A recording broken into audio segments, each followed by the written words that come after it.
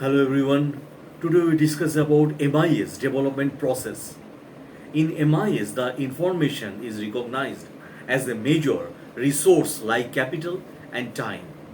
If this resource has been managed well, it called upon the management to plan for it and control it so that the information becomes a vital resource for the system. The management information system needs good planning. This system should deal with the management information, not with data processing alone. It should provide support for the management planning, decision making, and action. It should provide support to the changing needs of business management also. Major challenges in MIS implementations are quantity, contents and context of information, how much information and exactly what should it describe, nature of analysis and presentations, and comprehensibility of information, availability of information, frequency, contemporaries or contemporariness on demand or routine, periodic or occasional on time, info or repetitive in nature, and so on. Accuracy of information, reliability of information, security and authentications of the information system. Planning for MIS. MIS design and development process has to address the following issues successfully. There should be effective communications between the developers and users of the system. There should be synchronizations in understanding of management processes and IT among the users as well as the developers. Understanding of the information's needs of the managers from different functional areas and combining these needs into a single integrated system also. Creating a unified MIS covering the entire organizations will lead to a more economical, faster and more integrated system. However, it will increase in design complexity manifold. The MIS has to be interacting with the complex environment and comprising all other subsystems in the overall information system of the organization. So, it is extremely necessary to understand and define the requirements of MIS in the context of the organization. It should utilize fast developing in IT capabilities in the best possible ways. Cost and time of installation such advanced IT based system is high, so there should not be a need for frequent and major modifications. It should take more of not only the users that the managers but also other stakeholders like employees, customers and suppliers. Once the organizational planning stage is over, the designer of the system should take the following strategic decisions for the achievement of MIS goals and objectives that I mentioned right now. Development strategy, for example, an online real-time batch. System development strategy. Designers select an approach to system development like operational versus functional accounting versus analysis. Resources for the development, and designers has to select resources, and resource can be in-house versus external, customized or use of packages.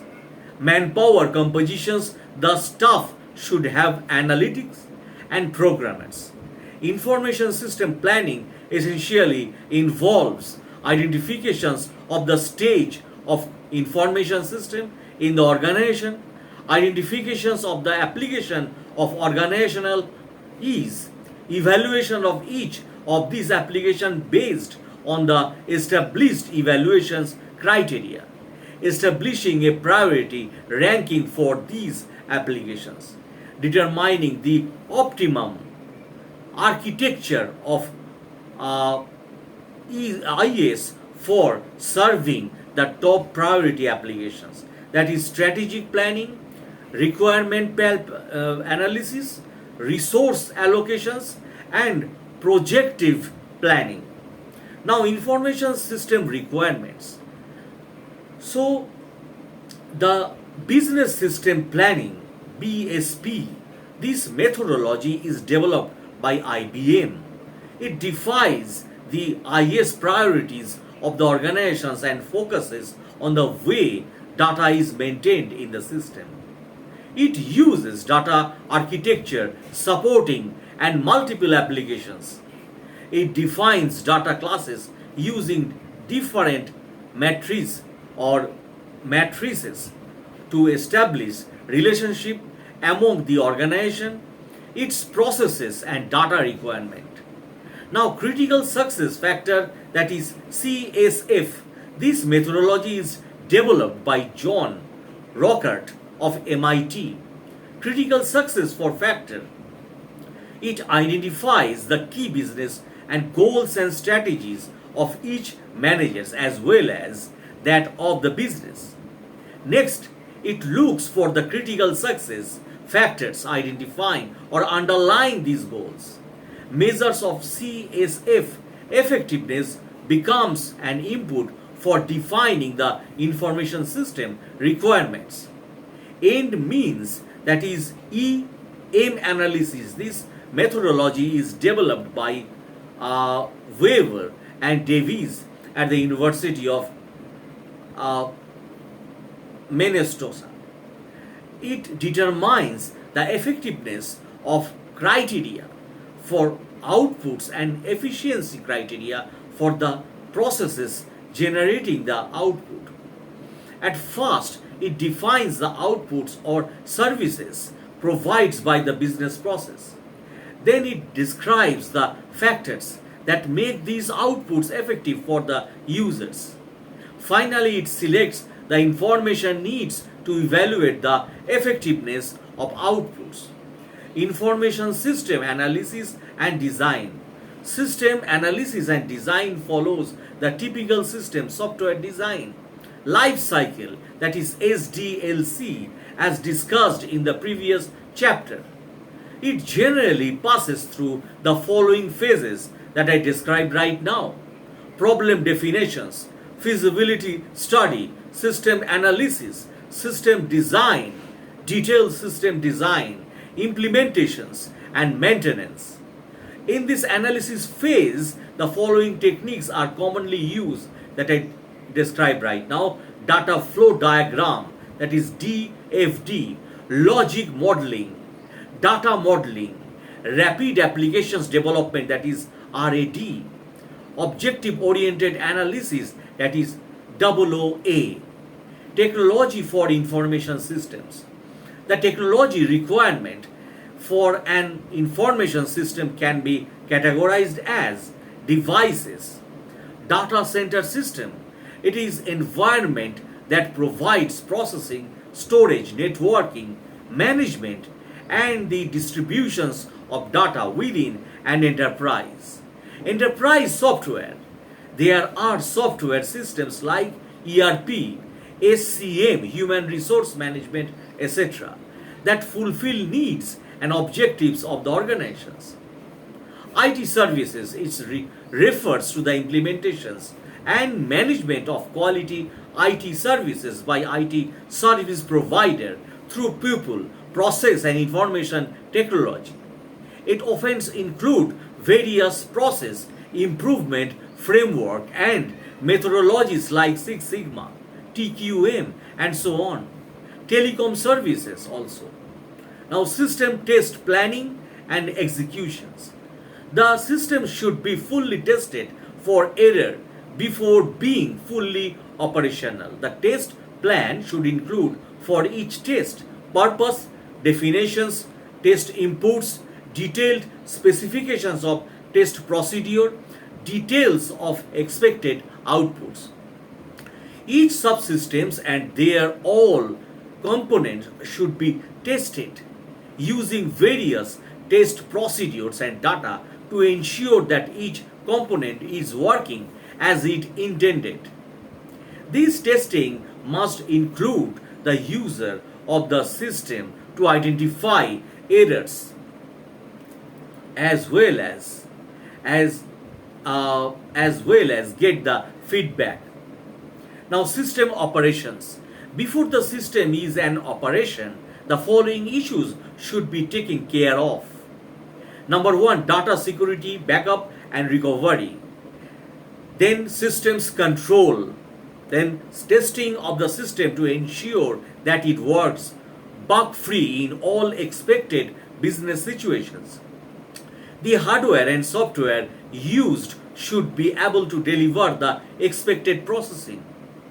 The system capability and expected response time should be maintained. The system should be well documented, including a user guide for inexperienced users, a user's reference or operations manual for advanced users, a system reference manual describing systems, structures, and architecture. Once the system is fully operational, it should be maintained throughout its working life to resolve any glitches or difficulties faced in operations, and minor modifications might be made to overcome such situations. Factors for success and failure. MIS development projects are high risk, high return projects. Following could be stated as critical factors for success and failure in MIS development. It should cater to a specific, well perceived business. To top management should be completely convinced, able and willing to such a system. Ideally, there should be a pattern or a sponsor for the system in the top management. All users, including managers and other employees, should be made an integral part of the development, implementations, and use of the system. There should be an operational prototype of the system released as soon as possible to create interest among the users. There should be good support staff with necessary technical, business, and interpersonal skills. The system should be simple, easy to understand without adding much complexity. It is a best practice not to add up an entity unless there is both a use and user for it. It should be easy to use and navigate with high response time. The implementations process should follow a definite goal and time. So all the users, including the top management, should be given proper training so that they have a good knowledge of the content and functions of the system and can use it fully for various managerial activities such as reporting, budgeting, controlling, planning, monitoring, etc. It must practice or produce a useful outputs to be used by all managers.